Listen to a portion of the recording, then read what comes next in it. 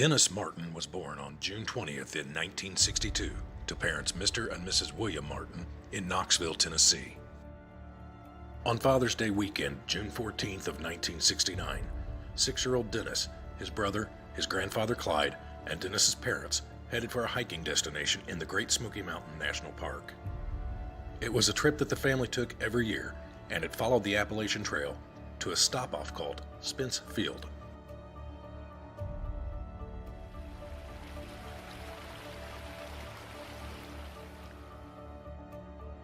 It was here that the Martins met another family, coincidentally also named Martin.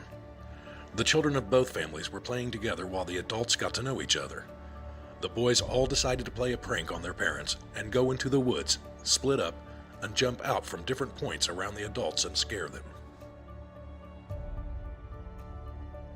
The 3 older boys jumped out as planned, but Dennis did not.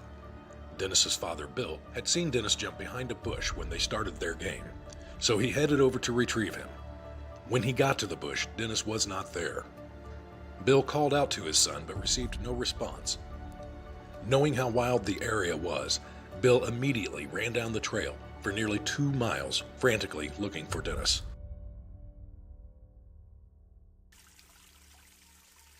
What followed remains the largest search operation in the history of Great Smoky National Park. Over 1,400 people spent weeks trying to find Dennis. Family, local citizens, park officials, and Army forces all dedicated themselves to rescuing him. That first night, park rangers launched the search, and it continued until dark, when heavy rain moved in, and the search was suspended until morning.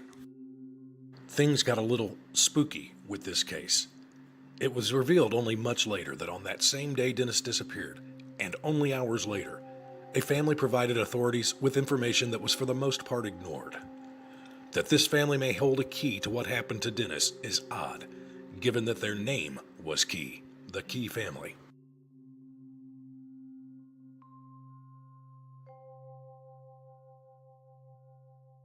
Mr. and Mrs. Key reported that they had been hiking in an area 5 to 6 miles from Spence Field when their son saw movement in the bushes.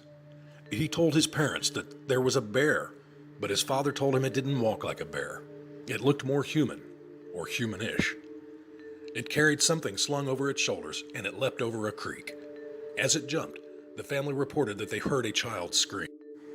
Authorities hushed this up and told the Keys that it was irrelevant information, as supposedly the spot they were in was too far away from the location of the disappearance. Keep in mind, this was only 5 miles and several hours after Dennis went missing. Bill Martin was furious when he later learned about this report. He had demanded that all who were involved share information that they gleaned during the search, and all parties agreed. Eventually, the search effort grew to include Army National Guard, Special Forces, Green Berets, and the FBI. The FBI involvement was unusual because they don't usually get involved in simple missing person cases. It was the FBI agent who determined that the Key family report was not worth investigating. No trace of Dennis was ever found. It is odd that he did not call out to his parents, especially if an animal had attacked. It's unlikely he was kidnapped because, in such a remote location, the kidnapper would have had to have waited for people to show up and then execute perfect timing in order to grab the child in the few seconds that he disappeared around the bush. His father and grandfather had immediately run in opposite directions on the trail, and neither saw or heard anything. No blood or clothing was found in the immediate area, and there were no signs of a disturbance. Weeks later, footprints were discovered along with a small pair of boys' underwear. Dennis's mom said that they did not belong to Dennis, and authorities said that the footprints were unlikely from him, given how far away from Spence Field they were. It is worth noting that, while Dennis was an otherwise healthy child, he did have a mild mental handicap, making it unlikely he would have set off on his own. Given his handicap, his age, and his small size, Dennis would not have been able to get far enough away so quickly that search teams could not find him. Search dogs brought in to assist were unable, and in some cases unwilling, to pick up his trail.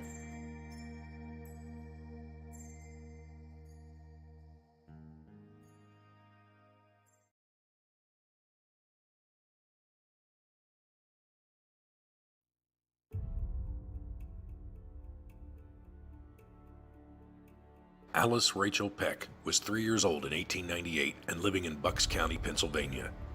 On August 25th of that year, Alice's mother left for a short time to go pick berries. Eager to be with her mother, Alice set off to follow her but somehow got lost along the way. For 3 days, searchers frantically combed the wild countryside looking for her. On August 28th, Alice was found alive approximately 5 miles from where she disappeared. According to phantomsandmonsters.com, Alice walked along an old and abandoned road, climbed over a steep mountain, and ate nothing for 3 days but a few huckleberries, sleeping alone in the dark at night. According to the Bucks County Gazette, the morning that Alice was found, searchers had already killed 2 copperheads and 13 rattlesnakes. This was very much wild country. How did the child survive for 3 days in this terrain? When she was found, it was reported that she never smiled or cried upon being rescued, a rather odd lack of response, as if she were in a daze. She said she remembered walking barefoot and without her bonnet, although she had these when she first set off. When asked how she survived, she could only say that the big black man helped me. There was no such man living in the vicinity at the time. So who was this big black man? What happened to Alice's shoes and bonnet?